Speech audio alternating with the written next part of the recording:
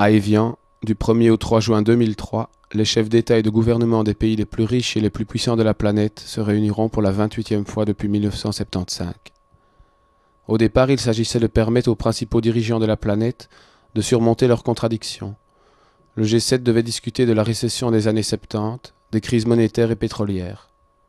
Avec l'effondrement du système soviétique, le G7 devint G8, et la discussion porta sur le pilotage de la phase néolibérale de la mondialisation. Progressivement, ce groupe de dirigeants est devenu une institution mondiale. Il regroupe les dirigeants des pays dominants en une sorte de syndicat des actionnaires majoritaires de l'économie mondiale. Avec ses réunions périodiques des chefs d'État et des ministres, et sa mobilisation très large d'experts de toute nature, ses relais dans toutes les institutions internationales, son accès permanent à l'ensemble des médias, ce club est devenu une institution mondiale permanente.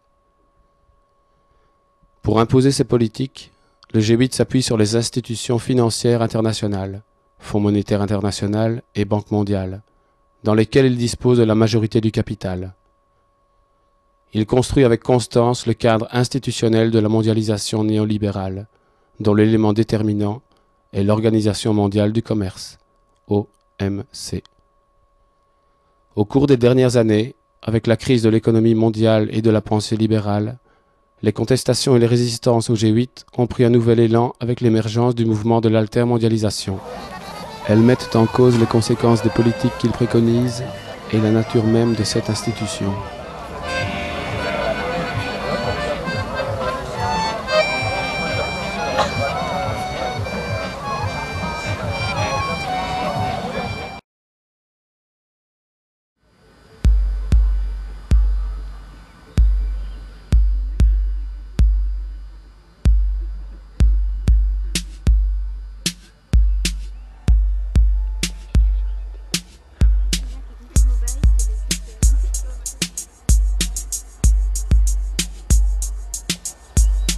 Basé à Annemasse, sur l'aérodrome et ses alentours, deux camps autogérés regroupent toutes sortes d'activistes et d'organisations opposées au G8 et à la domination des 8 pays les plus industrialisés sur le reste de la planète. Séparés en différents quartiers à thème, égalité nord-sud, écologie, droits de la femme, désobéissance civile, les villages se proposent d'accueillir de nombreux forums de discussion consacrés aux avancées et aux besoins des différents champs d'action de la lutte sociale. En arrivant, les militants s'installent dans un des quartiers et sont appelés à prendre part aux tâches quotidiennes. Préparer à manger, pour tous et pas cher, nettoyer et organiser les forums. Tandis que les discussions internes font avancer ou nous laissent anticiper les luttes de demain, la communication se tourne aussi vers l'extérieur. Ainsi, les radios diffusent sur la FM la vie au jour le jour et les activités du village. Et des centres de médias permettent la diffusion sur Internet de reportages écrits ou filmés. Prima ad Annemasse a vedere cosa è successo con la contestazione del segretario del Partito Socialista francese e dell'ex direttore della Banca Mondiale. La polizia pare che abbia caricato e che ci siano scontri in giro per la città. Quante persone c'erano? Migliaia che venivano dai villaggi di VAG e di Intergalactica. Andiamo a Ginevra. À Ginevra dove? Ma attends, pourquoi tu vas par ici? Je dois faire demi-tour. Ah ouais. A Ginevra dove che ci spostiamo? Stiamo spostandoci alla Maison de Association, che è il centro, diciamo, nevralgico di organizzazione del coordinamento anti-G8, dove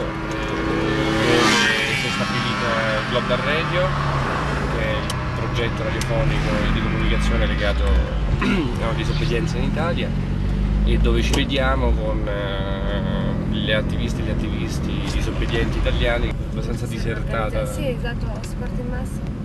Comunque non partono. Però siamo già rimasti e vediamo quelli che tornano dalla manifestazione. Vedi? Tornano. Il y a le PS qui ramène François Hollande pour parler contre le G8 et nous on trouve que le PS est complètement illégitime pour parler de ça. Donc on est venu manifester notre haine vis-à-vis du PS. Le PS c'est un parti qui a voté les lois LSI, c'est un parti qui était en accord avec tous les principes du G8 et donc on voulait manifester notre mécontentement. Donc on est venu, on voulait foutre de la merde sur François Hollande Donc voilà quoi. Ils ont vous chargé? Comment? Non, en fait. Alors ils ont chargé et là on s'est barré, ils nous ont envoyé des bombes lacrymogènes et voilà quoi, on est obligé de se barrer maintenant quoi. Combien de police? Il y a beaucoup de flics quoi. Ouais, c'était beaucoup. Ouais. Donc faire gaffe, il y a les gaz lacrymogènes, je vous conseille de faire demi-tour parce que là c'est bloqué. Mais ils ont fait.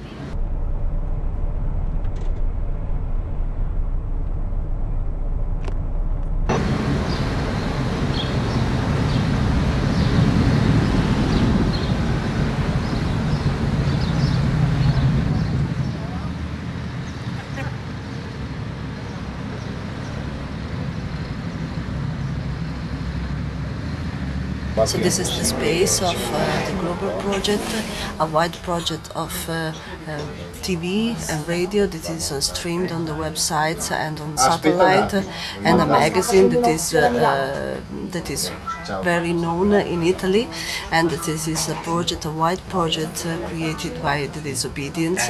So we call the global project the Disobedient Communication, and this doesn't mean that we are only media activists, but we are militants, activists, and so the reason why we created such a wide mean of communication, that's why, because we believe that communication is not only a means of information. Communication is the production of the imaginary, is the production of the reality.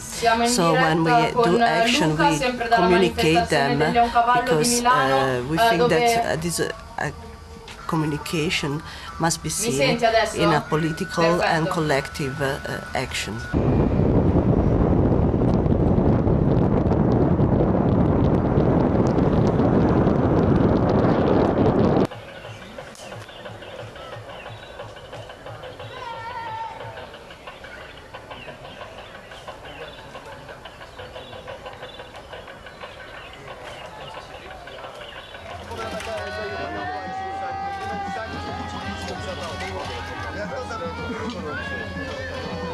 Pour certains d'entre nous, l'objectif du lendemain est clair. Bloquer la nationale 206 qui relie Annemasse à Évian et empêcher le passage de l'intendance du G8, traducteurs et autres. Très vite s'organise un groupe de blocage. Les plus expérimentés proposent des entraînements. Comment réagir en groupe, comment se protéger des lacrymogènes, comment rester unis et ne pas perdre certains d'entre nous si la police nous agresse. C'est des projectiles tout à fait efficaces au moment où... C'est quoi ça? Grâce à l'entraînement intensif de Reclaim the Streets, les manifestants maîtrisent parfaitement les techniques du road blocking. Tu mets un mousqueton, le truc c'est de passer sa main, tu mets un mousqueton où? Un truc ici, un mousqueton là, pour s'accrocher, il y a une prise là. Ah oui, et c'est plate, bien que ce soit lourd. Et on se met à 3 par ciment, personne. 3, et ils ne peuvent pas déplacer ça quoi. Et nous, comment?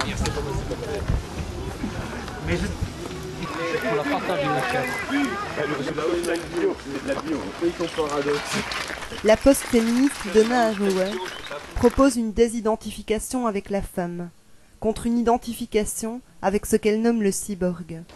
Créature hybride entre l'homme et la femme, l'animal et la machine, la nature et la technologie, dans un processus de construction d'identité toujours mouvante, toujours bâtarde.